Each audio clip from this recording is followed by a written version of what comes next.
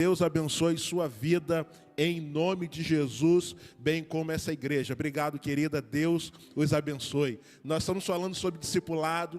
Tem sido um tempo e é um assunto importantíssimo. Eu gostaria de meditar essa noite com você durante alguns minutos. Livro de Atos, capítulo 16, a partir do verso 11. Deus tem colocado uma palavra no meu coração a esse respeito. E eu gostaria de compartilhar essa palavra com você. Atos dos Apóstolos, capítulo 16, a partir do verso 11, nós vamos ler até o verso número 34, e eu vou te pedir que após a leitura, nós vamos orar, e eu gostaria de pedir, fique com a sua Bíblia aberta, de maneira que a gente possa meditar durante alguns minutos nessa porção valiosa que a Escritura tem para ministrar ao nosso coração essa noite sobre essa palavra, sobre essa porção que Deus tem para derramar sobre a nossa vida. Atos dos Apóstolos, capítulo 16, a partir do verso 11, a Escritura narra o texto assim: navegando de Troade, fomos em linha reta a Samotrácia, e no dia seguinte para Neápolis. De lá fomos para Filipos, colônia romana e a cidade mais importante deste distrito da Macedônia. Ali ficamos alguns dias. No sábado, saímos da cidade para a beira do rio, onde julgávamos haver um lugar de oração, e sentados falávamos às mulheres ali reunidas. Uma das mulheres que nos ouviam, chamada Lídia, vendedora de tecidos de púrpura da cidade de Tiatira, era temente a Deus. O Senhor lhe abriu o coração para acolher as coisas que Paulo dizia. Depois de batizada com as pessoas de sua casa, ela nos suplicou: se me considerais crente no Senhor, entrai e permanecei em casa, e nos compeliu a isso.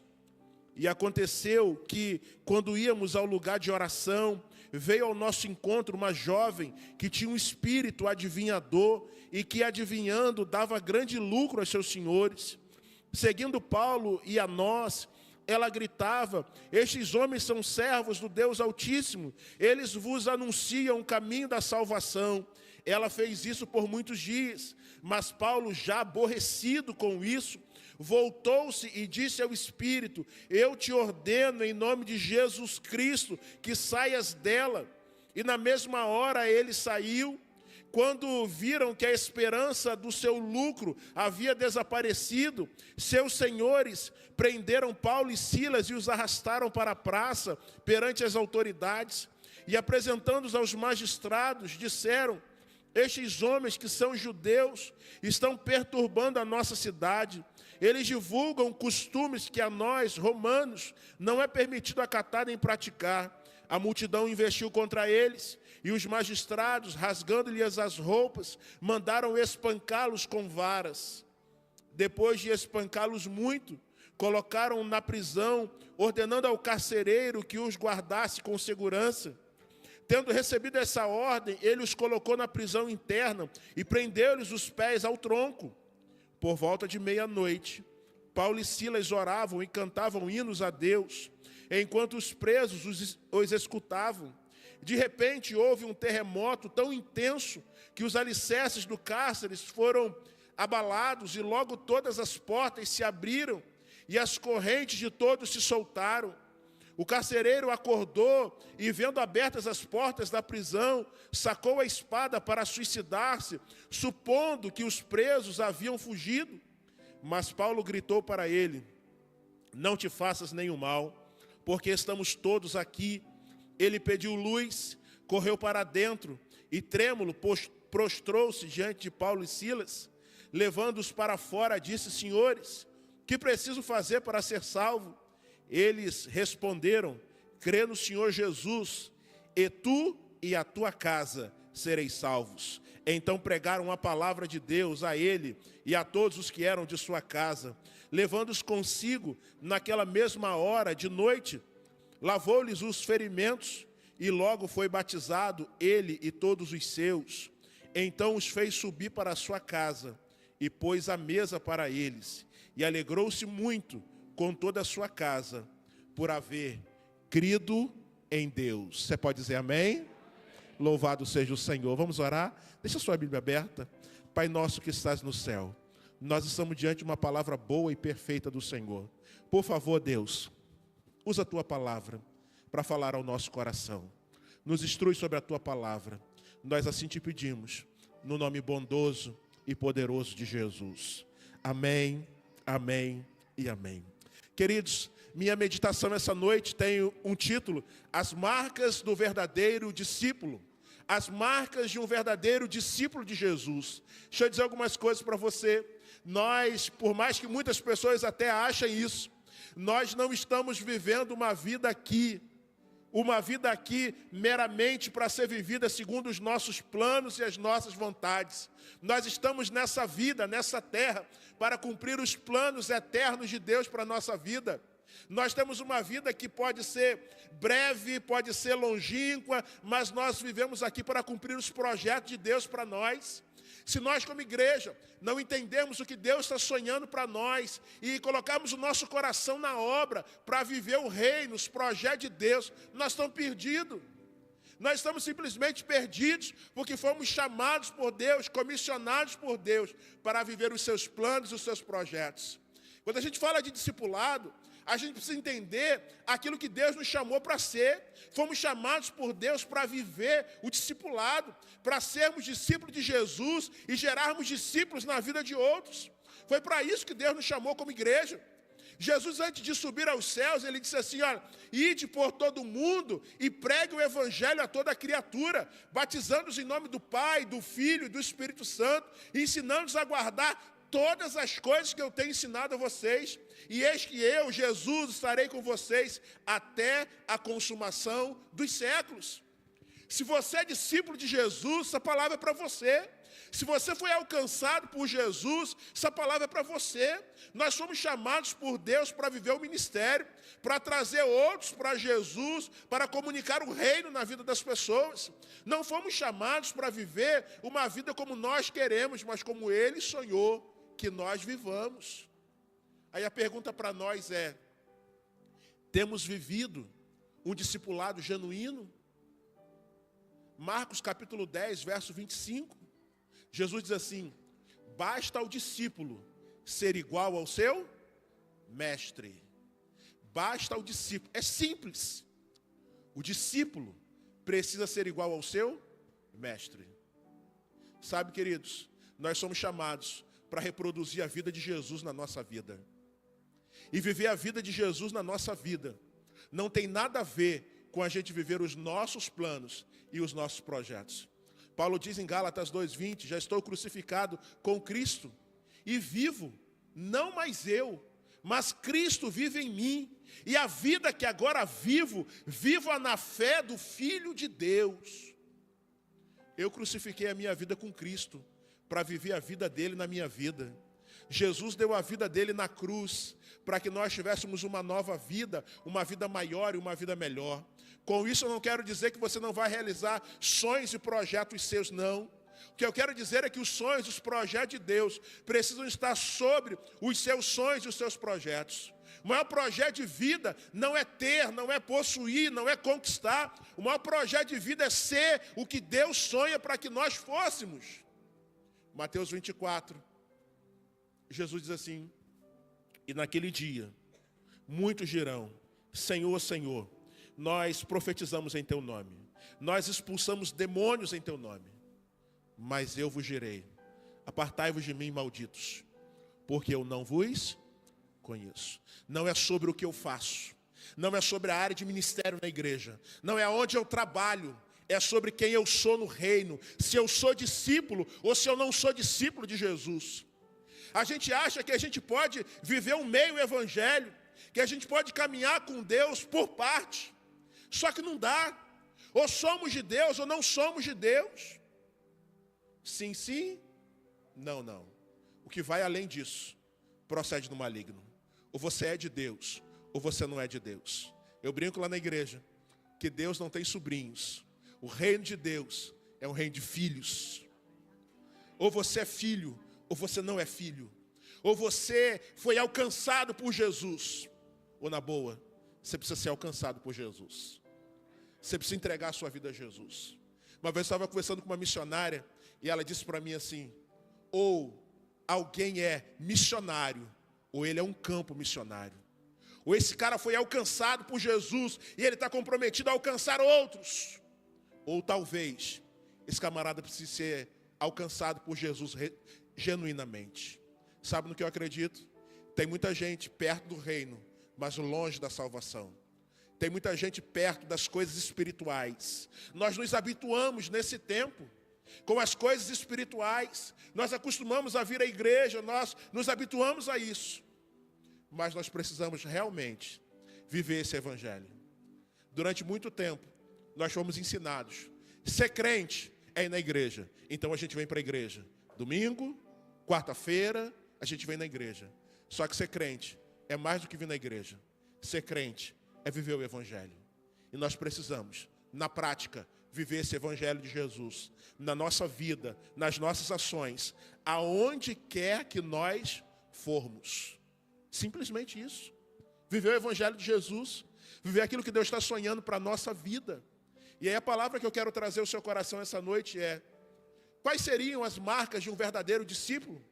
O que nós podemos olhar para a vida de um irmão, ou o que nós podemos melhor olhar para a nossa vida e encontrar em nós discípulos genuínos de Jesus? Talvez você sentado na cadeira da igreja, ou nos acompanhando via internet, se pergunte assim: eu sou um discípulo de Jesus? Na minha vida eu tenho evidenciado as marcas desse discipulado, sim ou não? Eu quero olhar para você essa noite, Atos capítulo 16. Esse texto aqui é poderosíssimo. Deus libera a palavra de poder e graça sobre a nossa vida, sobre esse texto aqui. A ênfase aqui é Paulo e Silas.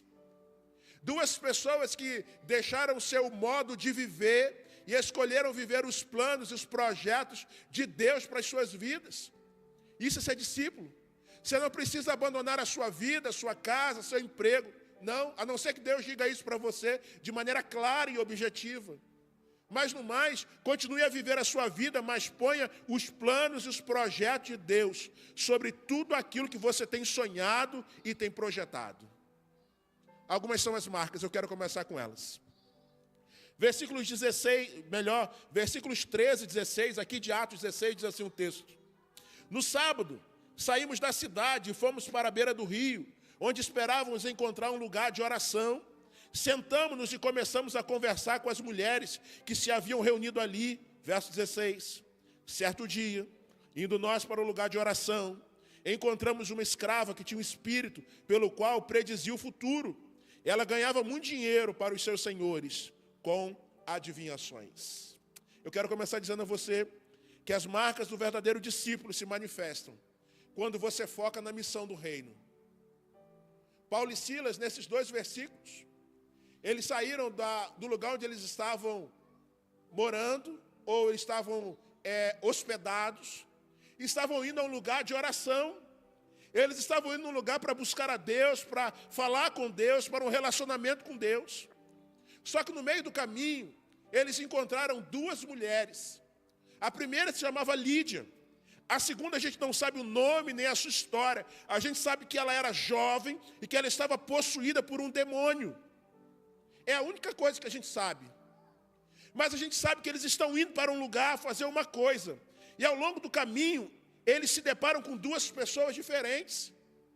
Mas quando nós focamos na missão do reino, mesmo que nós estivermos fazendo as nossas coisas, o reino tem prioridade. Quando Paulo e Silas estavam indo em direção ao lugar que eles pensavam separar um tempo para a sua vida de oração, eles se deparam com vidas. E a maior missão do reino é nós alcançarmos outras pessoas para Jesus. Baixinho aqui agora. Hoje é dia 19 de junho. Quantas pessoas esse ano você já alcançou para Jesus? Algum projeto seu de alcançar alguém para Jesus esse ano? Você está orando para ganhar alguém para Jesus? Nós precisamos focar na missão do reino. Nós precisamos nos voltar para aquilo que nós fomos chamados para fazer. A igreja é linda. Não é bom estar aqui com os irmãos. Eu adoro vir aqui nessa igreja. Os pastores aqui são gente da melhor qualidade. É muito bom estar aqui. Mas Deus não nos chamou. A nossa maior missão é ganhar vidas para Jesus. E se nós não estamos comprometidos com isso, nós estamos falhando na maior missão que Deus colocou sobre nós. Paulo e Silas estavam com as suas ocupações, com as suas demandas. Mas nenhuma demanda é maior do que uma alma para Jesus. Uma alma vale mais do que o mundo todo. E se nós, como discípulos de Jesus, não estivermos comprometidos com isso, nós estamos desfocados. A vida de Jesus foi para alcançar as pessoas.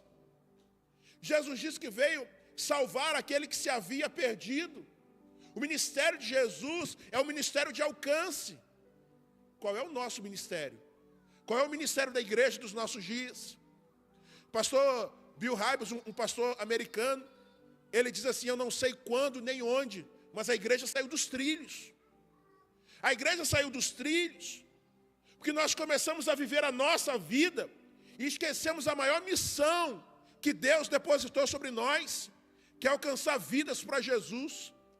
Tem gente que passa 20, 30 anos no Evangelho e não alcança uma alma para Jesus. Irmão, na boa, você é discípulo de quem mesmo? Você está reproduzindo a vida de quem?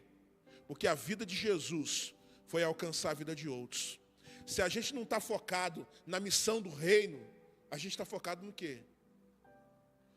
Talvez a gente precisaria abandonar um pouquinho as nossas missões, as nossas vontades e começar a viver aquilo que o reino espera de nós. O reino não é feito de gente desocupada. Às vezes a gente acha assim: pastor, eu estou muito ocupado, eu tenho muitas demandas, e quando eu tiver mais tempo, eu faço. Sabe, queridos, Paulo e Silas estavam ocupados.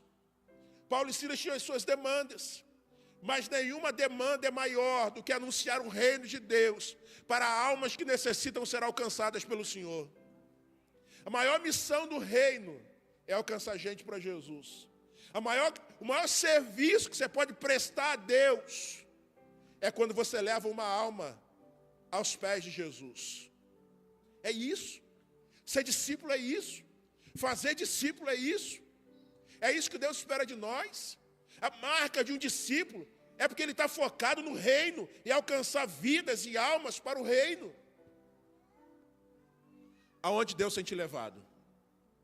Aonde Deus tem levado você?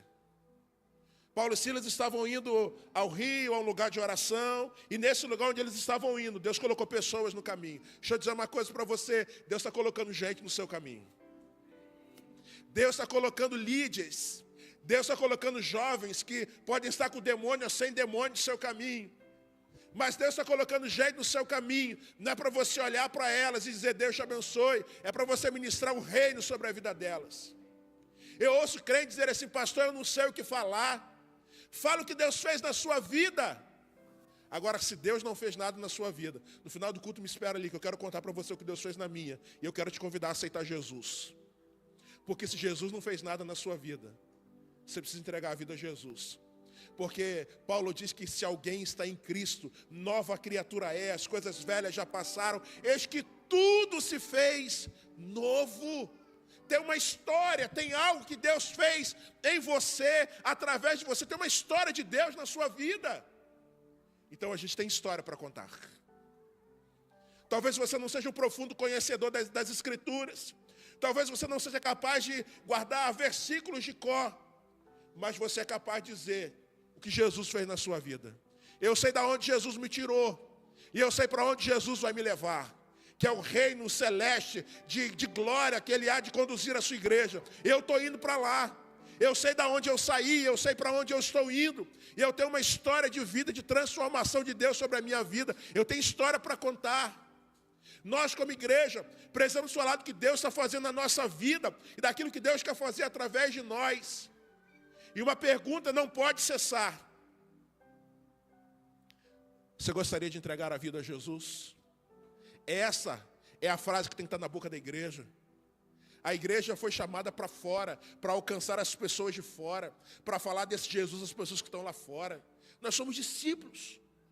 A igreja é formada por discípulos de Jesus. Basta o discípulo ser igual ao mestre. Se o discípulo não é igual ao mestre, ele está sendo igual a outras pessoas. Você está sendo igual a quem? Você está reproduzindo a vida de quem? Quando reproduzimos a vida de Jesus, há uma palavra de vida eterna, há uma palavra de salvação, há um convite ao arrependimento que precisa produzir dos nossos lábios, porque Deus quer usar a nossa vida. Sabe, queridos, Deus não tem um plano B, o plano de Deus é a igreja, o plano de Deus é os discípulos reunidos nesse lugar. Deus quer alcançar este mundo e o projeto de Deus é comigo e contigo. Se eu e você não cumprirmos a missão, se nós não focarmos no reino, na missão que Ele deu para nós, a gente vai estar falhando no maior projeto de Deus para a nossa vida. Trabalhar na igreja, no ministério, é importantíssimo. Mas eu preciso alcançar gente para Jesus. Eu preciso trazer outros para esse lugar. Eu preciso pegar na mão de gente que está perdida. Vamos caminhar comigo. Vamos andar com Jesus. Quero orar pela sua vida. Deus tem uma obra na sua vida. Deus quer salvar você. Deus vai abençoar você. Deus vai transformar a sua história. São palavras de Deus que precisam estar nos nossos lábios. A gente precisa ser profeta de Deus nesse tempo. Boca de Deus nesse tempo. Quem vai falar? Ou melhor, quem vai dizer ao perdido que ele está perdido? Se não for a igreja de Deus. Mas parece que os discípulos se desfocaram da missão do reino. E eu quero dizer essa noite, na primeira coisa, que verdadeiros discípulos têm evidências na sua vida. E a marca número 1 de um discípulo de Jesus, que ele está comprometido com a missão do reino. E a missão do reino é povoar o reino dos céus. Deus nos chamou para saquear perdidos do inferno e levá-los e conduzi-los ao seu reino de glória. Deus pode contar com você? Diz amém aí. Aleluia, glória a Deus. Essa é a marca de discípulos genuínos de Jesus. E Deus espera contar comigo e contigo para cumprirmos a missão dele nessa terra. A segunda verdade que aprendo aqui sobre essa porção, diz o verso 19, percebendo que a sua esperança de lucro tinha se acabado, os donos da escrava agarraram Paulo e Silas e os arrastaram para a praça principal diante das autoridades.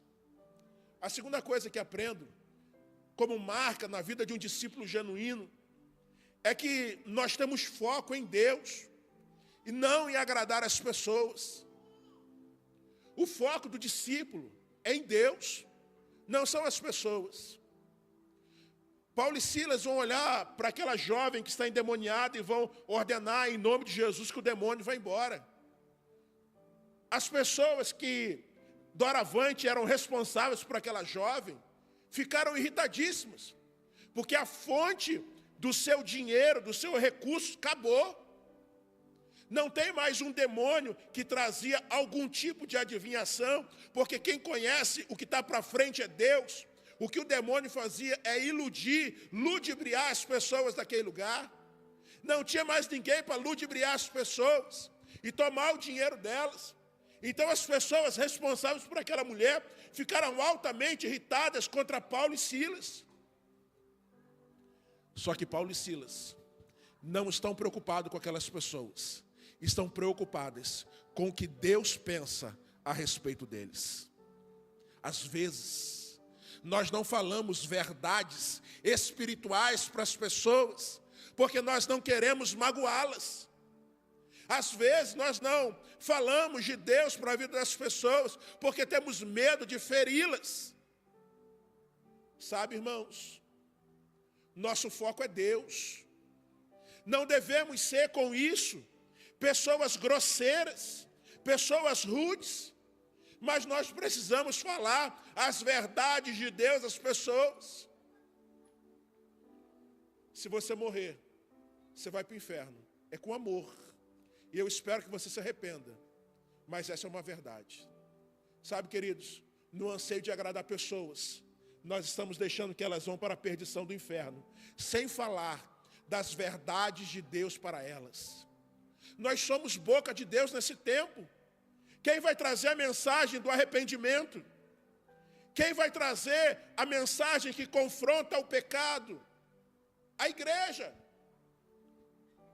Tudo se pode hoje em dia. Pode fazer isso, pode fazer aquilo. Mas onde está a igreja que se levanta? Até pode, mas é pecado.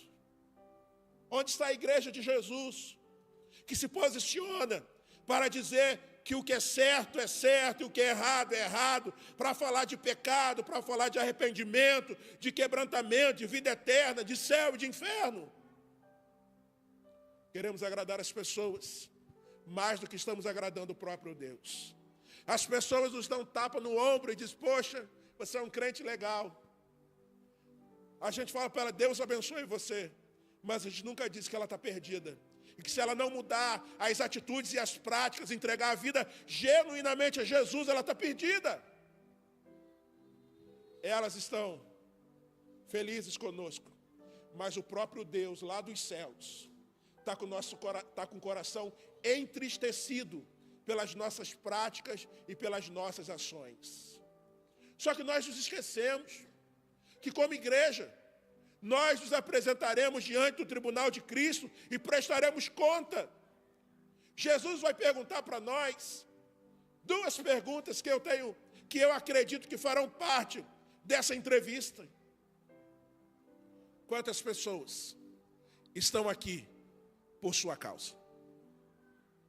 E eu acho que haverá uma segunda pergunta também. Quantas pessoas não estão aqui por sua causa? Eu acredito que no dia do juízo, quando eu e você nos apresentarmos diante do tribunal dele, ele vai perguntar: quem é que está aqui por sua causa? Quem é que não está aqui também por sua causa? Deus está colocando Lídias no nosso caminho. Deus está colocando gente no nosso caminho, para que a gente, em vez de agradá-las, confronte-as pela verdade da palavra. Fale das verdades de Deus, de uma mensagem confrontadora de arrependimento.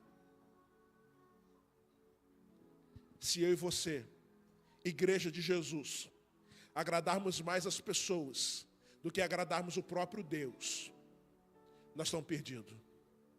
Há um chamado de Deus para nós, para cumprir a missão, para com amor, mas muito amor, falar das verdades de Deus. A maior prova de amor que a gente pode demonstrar na vida de alguém é falar de Jesus para ela. Você ama alguém, fala de Jesus para ela. Eu não consigo acreditar que alguém ama as pessoas e sabe que ela está se perdendo, que se ela morrer hoje ela vai para o inferno, e você não fala nada, porque você não quer magoar, porque você não quer chatear.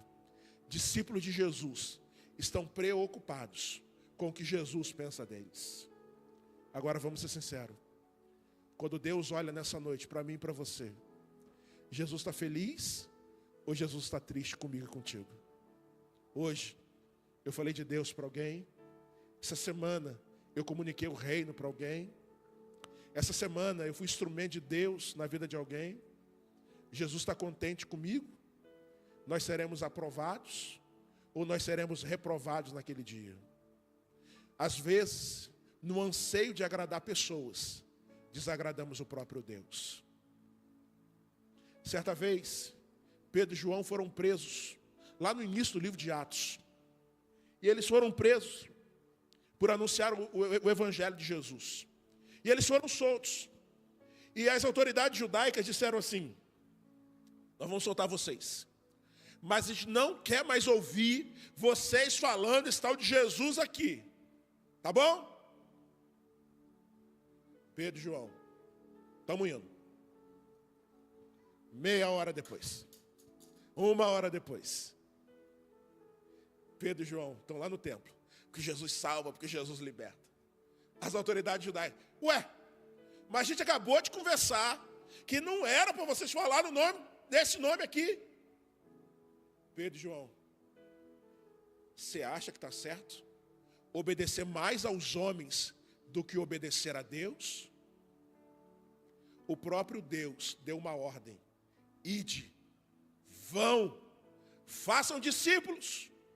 de todas as nações, batizando-os em nome do Pai, do Filho e do Espírito Santo. É para os pastores isso? É para os discípulos. E se talvez você for discípulo de Jesus, essa palavra também é para você. Há uma terceira verdade que fica evidente para nós. Verso 25. Por volta de meia-noite, Paulo e Silas estavam orando e cantando hinos a Deus, e os outros presos os ouviam. A marca de um verdadeiro discípulo é que eles permanecem conectados com Deus, independente do momento que eles estão vivendo. Sabe, queridos, há um problema de conexão com Deus em nossos dias. Nós vivemos no mundo da internet. A gente não consegue ficar desconectados. Quando a gente vai para um lugar e esse lugar não tem sinal telefônico ou sinal de internet, a gente fica doido, que a gente se habituou a viver uma vida conectado. Mas nós nos desabituamos de viver uma vida totalmente conectados com Deus, com o reino, com os céus. Paulo e Silas tinham acabado de ser açoitados com vara. Eu não consigo nem imaginar o que é isso. Eles receberam varadas, estavam presos. O texto nos diz que colocaram correntes num tronco sobre seus pés. E era por volta de meia-noite. E eles estavam. Aleluia, glória a Deus. Vamos cantar mais um hino, Silas. E eles estavam adorando ao Senhor. E eles estavam adorando. Ninguém na cadeia conseguia dormir, porque o ambiente de adoração tinha tomado aquele lugar. O ambiente de adoração tomou aquele lugar. Os presos estavam ouvindo a adoração, sentindo a presença de Deus. Porque independente de onde eles estavam conectados com Deus. Sabe a evidência de um discípulo? É a conexão com Deus. Muitas vezes, ou na maioria delas, nós precisamos nos desconectar um pouco mais do mundo e nos conectarmos mais com Deus. Vivemos uma vida conectada com os céus. Eles estavam conectados com os céus. A gente tende a buscar Deus quando as coisas se tornam favoráveis, ou quando estamos com algum problema crítico na nossa vida. Mas quando as coisas estão na calmaria, nós pouco buscamos, pouco oramos. Nossa vida devocional talvez deixe de até acontecer. Mas não. Discípulos estão conectados o tempo todo com Deus. Tem uma vida aliançada com o Espírito do Senhor. Queridos, não é aonde nós estamos, mas com quem nós estamos. Se você estiver com Deus, todo lugar onde você estiver é um altar de adoração. Então adore ao Senhor onde você estiver, viva uma vida conectada com Deus e desconectada com o mundo. Sabe que nós não conseguimos viver os projetos de Deus? É porque nós estamos conectados com outra coisa que não é Deus. Sabe que nós não estamos conseguindo viver os projetos de Deus? Porque nós quebramos a conexão com o próprio Deus e deixamos de buscar ao Senhor na proporção que nós deveríamos. Nós temos tempo para assistir jogos, Facebook, Instagram. Nós temos tempo para assistir programas de televisão, para sair com os amigos. Nada disso é pecado. Mas eu acho que isso se torna um dano na nossa vida, quando a gente diz que fez tudo isso e não teve tempo para uma vida com Deus. Sabe, irmãos, nós precisamos de um retorno à Escritura. A igreja dos nossos dias precisa se voltar para Deus. Nós estamos vivendo uma vida longe de Deus e desconexa com Deus. Por isso nós não vivemos os planos, os projetos de Deus na nossa vida.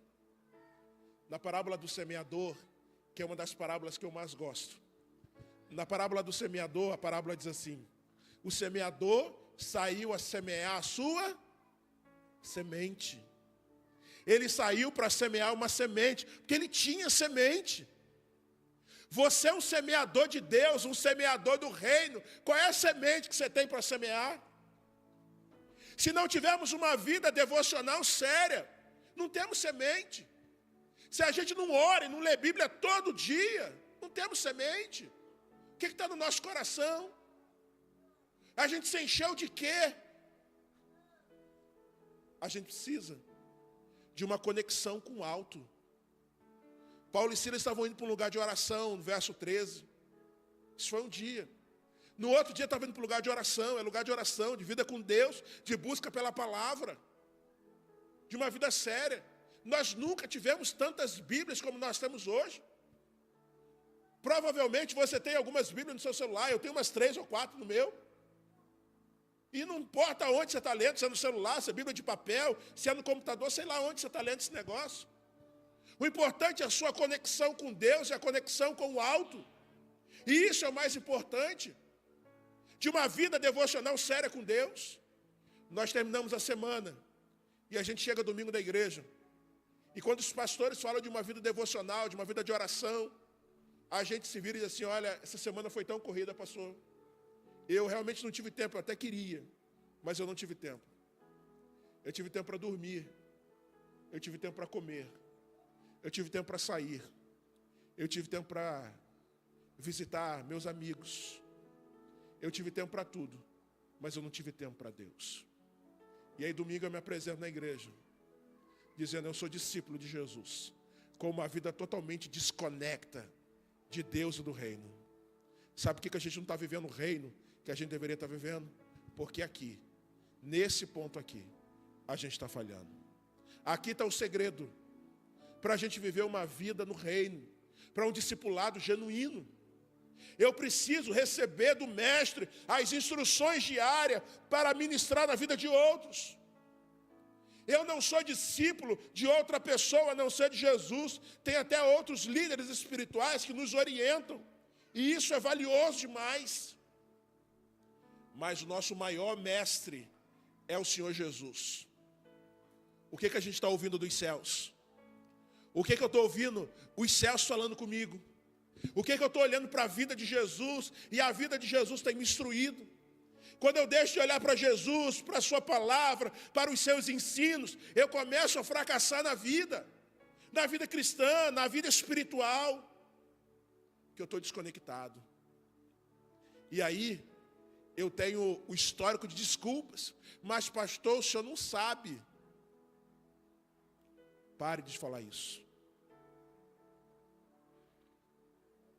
É tão triste quando eu ouço um crente dizer assim, pastor, eu não orei essa semana não, mas Deus sabe.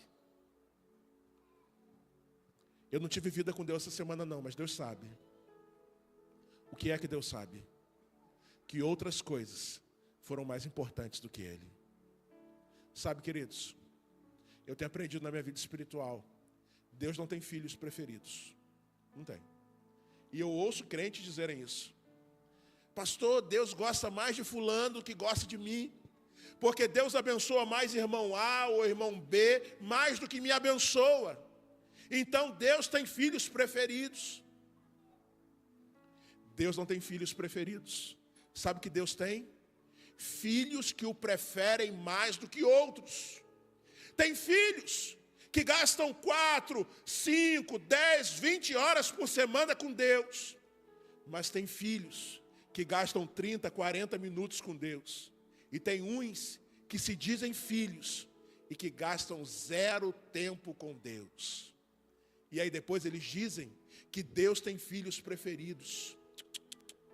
Deus tem filhos que preferem mais Deus do que outras coisas. E geralmente, quem vive nesse nível com Deus, recebe coisas sobrenaturais de Deus maiores do que outros. Não é sobre receber ou não receber, é sobre tempo com Deus, é sobre descansar em Deus, sobre buscar a presença de Deus, sobre desfrutar da presença de Deus, sobre se apresentar diante de Deus, como diz o Salmo, se aquietar diante do Senhor e saber que Ele é Deus, e deixar esse Deus ministrar sobre a sua vida o seu querer, o seu plano. Deixar esse Deus dar os direcionamentos que nós tanto necessitamos para a vida. É sobre isso. Nós precisamos, irmãos, nos conectarmos mais com Deus. Se eu tenho uma palavra para ministrar ao seu coração, eu não sei quanto tempo você tem gastado com Deus, mas eu quero desafiar você essa semana em nome de Jesus. Amplie esse tempo. Comece a buscar mais ao Senhor. Buscar-me-eis e me achareis, quando me buscardes de todo o vosso coração. E quando você encontrar mais de Deus, você vai receber mais de Deus, da presença, do poder, da unção, da alegria, das dádivas que esse Deus tem para derramar sobre a sua vida. Tá bom para você como tal ou pode ser melhor? Se pode ser melhor, então busca mais a Deus. Você vai encontrar mais Deus. E você vai receber coisas de Deus que talvez você ainda não recebeu. E coisas que Deus ainda quer derramar e fazer poderosamente sobre a sua vida. A quarta marca de um discípulo genuíno de Jesus é que nós temos a expectativa daquilo que só Deus pode fazer. Atos 16, verso 26. O texto diz assim: de repente, houve um terremoto tão intenso que os alicerces do cárcere foram abalados, e logo todas as portas se abriram, e as correntes de todos se soltaram. De repente, a palavra de ordem aqui é de repente. Se a sua oração focar em Deus, ela fluirá com uma extensão do Espírito, vai fazer com que Deus mova o sobrenatural sobre a sua vida. Nós precisamos esperar mais em Deus, ter uma vida de maior expectativa em Deus. A evidência dos discípulos é que eles estão esperando em Deus o que Deus vai fazer. Você está esperando Deus fazer alguma coisa? Há alguma questão na sua vida que você não pode? O mundo se entrega. O mundo diz que não tem mais jeito. Mas discípulos genuínos de Jesus confiam no Senhor, na sua força e no seu poder, têm expectativa em Deus. Discípulos genuínos construíram uma expectativa de vida daquilo que só Deus pode fazer. Agora eles estavam presos. De repente, tremeu tudo. As portas da prisão, ou as portas se quebraram, as portas se dilaceraram. Aquilo que os prendia já não os prendia mais. Sabe, queridos, de repente, Deus fez. De repente, Deus vai fazer na sua vida. Quando? Quando você está murmurando? Quando você está reclamando? Quando você que está caminhando? Você que veio quarta-feira na igreja, estou vindo na igreja, vindo domingo, vindo na quarta, e Deus não faz na minha vida? Ou quando você, mesmo sem Deus fazer, você está adorando? Paulo e Silas estavam adorando. Deus tinha feito alguma coisa? Eles não dependem da ação de Deus para adorar. Adoradores é aquilo que eles são. Então, quando Deus está dando, ele adora. Quando Deus não está dando, ele adora. Sabe qual é o problema da igreja dos nossos dias? É que o povo é assim. Quando Deus está nos dando alguma coisa, Deus é maravilhoso. Mas se Deus não nos dá, se Deus não responde talvez a nossa oração, a gente fica de mimimi e vai embora. Nós estamos vivendo dias do evangelho de mimimi, de pessoas que simplesmente, porque Deus não fez algo, elas simplesmente se aborrecem ou simplesmente se entristecem e vão embora. Quantas pessoas você conhece que hoje estão desigrejadas, deixaram a igreja, porque um dos líderes não falou com elas, porque ela esteve doente e por algum motivo ninguém foi visitá-la, porque ela orou e Deus não atendeu a sua oração, porque ela perdeu um familiar. Deus se tornou culpado, porque ela pediu e Deus não fez. Opa, deve ser que ela ordenou e Deus não cumpriu. Nós invertemos os papéis do reino. Ele que é o Senhor e nós os servos. Parece que quando nós oramos, Deus está com uma toalha branca no seu braço e uma bandeja nas mãos e corre e vem assim: pois não, Jusmal, o que você quer hoje que eu posso fazer? E quando eu termino a minha oração, Deus sai correndo para buscar aquilo que eu pedi, porque Ele tem que trazer rápido. Que se Ele não trazer, eu vou embora, eu não oro, não vou mais na igreja. Nós estamos vivendo um evangelho assim. Paulo e Silas não. Estão vivendo o evangelho do reino. Sabem o que é ser discípulo de Jesus. Sabem o que é ser servos do reino. Se Deus fazer, eu vou me alegrar e vou continuar. Se Deus não fizer, eu também vou continuar. Porque não é sobre aquilo que Ele me dá, é sobre quem Ele é. Eu não vim para a igreja hoje por causa daquilo que Deus vai proporcionar para mim. Eu vim porque é a noite do encontro, é a noite do relacionamento, é a noite que eu quero receber uma palavra de Deus para a minha vida, é por isso. Se Deus me der, eu celebro. Se Deus não me der, eu celebro. Como Paulo e Silas, eu vou adorando. E deixa eu dizer uma coisa. Foi no meio da adoração que Deus mudou o cenário de Paulo e Silas. Comece a adorar. Pode ser, e talvez, no momento da sua adoração, Deus também mude o seu cenário, traga resposta, posicionamento. Pode ser que no meio da adoração, de repente, seja o tempo de Deus sobre a sua vida. De repente aconteceu com Paulo e Silas. De repente aconteça com você, então adore. Deixa eu dizer uma coisa para você. Murmuradores morrem no deserto. Homens e mulheres de fé entram no lugar da promessa que Deus sonhou e projetou para cada um. Como homem e mulher de fé, entre no lugar da promessa que Deus sonhou e projetou para cada um de nós. Versículo 26, na parte final. A última marca que eu entendo aqui. Houve um terremoto tão violento que os alicerces da prisão foram abalados. A última marca dos verdadeiros discípulos é que você deixa Deus te mover para o seu destino sobrenatural. Quando o terremoto moveu os alicerces, Deus movimentou Paulo e Silas para o seu destino espiritual. Irmão, Deus está movendo as circunstâncias para que você seja movido para os planos eternos de Deus para a sua vida. O plano de Deus não era que Paulo e Silas morressem na prisão. O plano de Deus era que Paulo e Silas anunciassem ao carcereiro e à sua casa, onde todos entregariam suas vidas a Jesus. Deus está movimentando situações para que nós sejamos ferramentas poderosas no reino. Imediatamente, diz o verso 26, todas as portas se abriram e as correntes de todos se soltaram. Queridos, nós precisamos entender os desígnios de Deus para a nossa vida.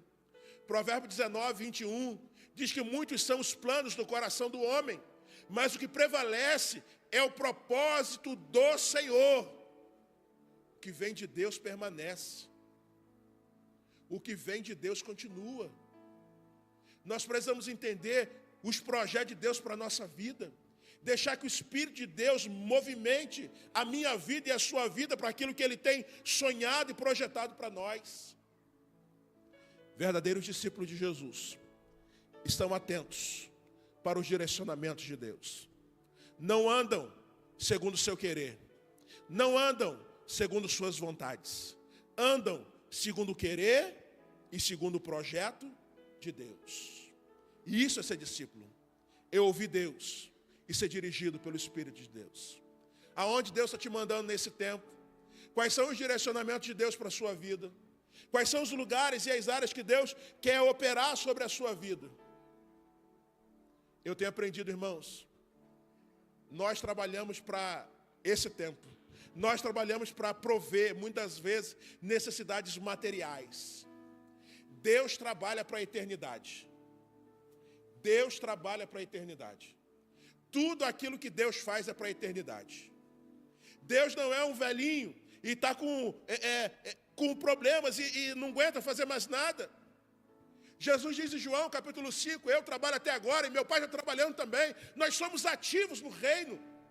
Deus está com a sua mão poderosa sobre todas as coisas, sobre a minha vida e sobre a sua vida. Ele está regendo o universo. As coisas que estão acontecendo, não estão acontecendo porque Deus deixou, não. A mão do próprio Deus está regendo este universo. E tudo aquilo que Deus está fazendo é para a eternidade. Quando temos lutas, quando Deus permite elas na nossa vida, é porque Deus está movimentando nossa vida para a eternidade. Quando as coisas são favoráveis na nossa vida, quando Deus interfere dessa maneira, é para a eternidade. Tudo que Deus faz tem projeto para a eternidade. Nós focamos nessa vida, Deus foca na vida maior que nos espera. Deus foca na vida eterna. E porque Deus foca na vida eterna, em muitos momentos da nossa trajetória, Deus fala, não. Deus fala, espera. Por isso, em muitos momentos, a gente ora, chora, grita, chama a Deus. E Deus, junto com a gente, e não fala nada. Porque Ele trabalha para a eternidade. E tudo aquilo que Ele vai mover na nossa vida, vai ser para o destino eterno que nos espera. Deus está nos tirando de um lugar, e está nos levando para outro lugar. Eu estou vivendo um momento na minha vida que Deus está me movimentando de um lugar para um outro lugar. Gênesis, Deus falou com Abraão assim: sai da tua terra, do meio da tua parentela, para uma terra que eu vou te mostrar. Você não sabe onde que é, mas eu vou te levar para esse lugar. Um dia, Deus falou isso comigo e com você. Você vai entregar a vida para mim, e você vai deixar uma vida natural para viver uma vida sobrenatural. E eu vou te levar para um lugar que é o seu reino de glória. A gente já ouviu falar e o que a Escritura diz sobre esse lugar é maravilhoso. Mas a gente ainda não foi lá. E a gente não sabe aonde é lá. Mas nós estamos caminhando em direção ao que Deus tem para nós. E enquanto nós estamos caminhando em direção a esse lugar, não é para viver a vida do jeito que a gente quer, do jeito que Ele quer, como discípulos verdadeiros de Deus. Não se engane. O reino de Deus é um reino de discípulos. Quem vai entrar no reino são os discípulos genuínos de Jesus. Gente que está trabalhando para Deus, vivendo o reino de Deus nessa vida. Se você não está vivendo para Deus, hoje seria uma boa noite para você começar a viver. Eu posso orar com você nessa noite? Abaixe sua cabeça, aonde você está. Permita-me, de alguma maneira, orar sobre a sua vida nessa noite. Permita-me, essa noite, clamar ao Senhor sobre você. Eu não sei qual é a sua realidade. Eu não sei aquilo que tocou em você ou por que você veio essa noite aqui. Eu sei que Deus tem incomodado o seu coração de alguma maneira. E eu quero só orar com você. Deus falou alguma coisa ao seu coração durante essa ministração. E você, ao ouvir a voz de Deus, ou aquilo que Deus ministrou ao seu coração, você disse sim. Eu quero orar com você. Fique em pé aí aonde você está. Não precisa dizer nada, não precisa fazer nada. Deus falou algo ao seu coração. Você entendeu Deus ministrando ao seu coração. Deus falou algo com você. Houve um tratamento de Deus sobre a sua vida. E diante daquilo que Deus falou, você disse sim para Deus. Eu quero orar com você nessa noite. Os discípulos que estão nesse lugar, que ouviram o que o Mestre falou, alguma orientação dos céus sobre as suas vidas, e estão dizendo: Senhor, eu estou aqui, o Senhor pode contar comigo. Deus, eu estou aqui, eu sou discípulo, eu quero viver o que o Mestre tem para a minha vida. Eu quero colocar minha vida diante do Senhor hoje. Usa-me, Deus, segundo o teu querer e segundo a tua vontade. Você consegue responder ao que o Espírito falou com você de maneira positiva? Se sim, fique de pé. Eu gostaria de orar pela sua vida nessa noite, em nome de Jesus. Se não, não tem problema, pode ficar sentado do jeito que você estiver. Em nome de Jesus, nós vamos orar. Pai nosso que estás no céu, Deus bendito, Deus amado, Deus, eu quero apresentar vidas diante do Senhor. Nós somos a igreja do Senhor, discípulos, filhos. Nos apresentamos diante do Senhor essa noite e queremos colocar vidas diante do Senhor. Deus, teu Espírito nos visitou nessa noite. Os céus nos visitaram nessa noite. Os céus estão abertos sobre essa casa. Há anjos de Deus subindo e descendo, trazendo resposta dos céus. Meus irmãos estão dizendo sim para o Senhor e estão de pé. O movimento de Deus é físico, mas é produto de uma resposta espiritual. A Escritura diz que aquilo que a gente ligar na terra está ligado nos céus. A conexão que nós estamos estabelecendo aqui, a aliança estabelecida essa noite aqui, os céus são nossa testemunha. E nós oramos sobre essas alianças essa noite em nome de Jesus. Nós oramos, ó Deus, pelas respostas positivas dadas ao Teu Espírito nessa noite. Aquilo que o Teu Espírito nos chama como discípulos, para viver e para fazer. Nós queremos dizer, sim, Senhor, conta comigo, conta conosco, usa a minha vida. Há uma obra para ser realizada nessa terra. Há uma obra que os céus estão desenvolvendo nessa terra. Há vidas para serem alcançadas, para serem transformadas. E a igreja que sobe, e a igreja que vai estar com o Senhor nos céus, a igreja dos discípulos está dizendo, Deus, conta comigo. A seara é grande, os trabalhadores são poucos. Mas olha para nós, olha para esse lugar, olha para esta igreja. Há ceifeiros de pé essa noite dizendo, Deus, estou aqui, conta comigo, usa a minha vida. Por isso, Deus, usa-nos, Senhor, para o louvor da sua glória.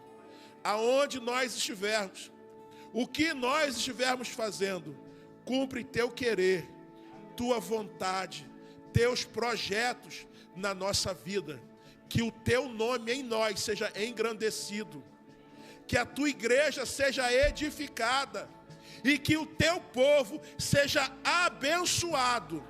Em nome de Jesus nós oramos, crendo hoje e para todo sempre. A igreja de Jesus diz, e Deus te abençoe, em nome de Jesus. Amém.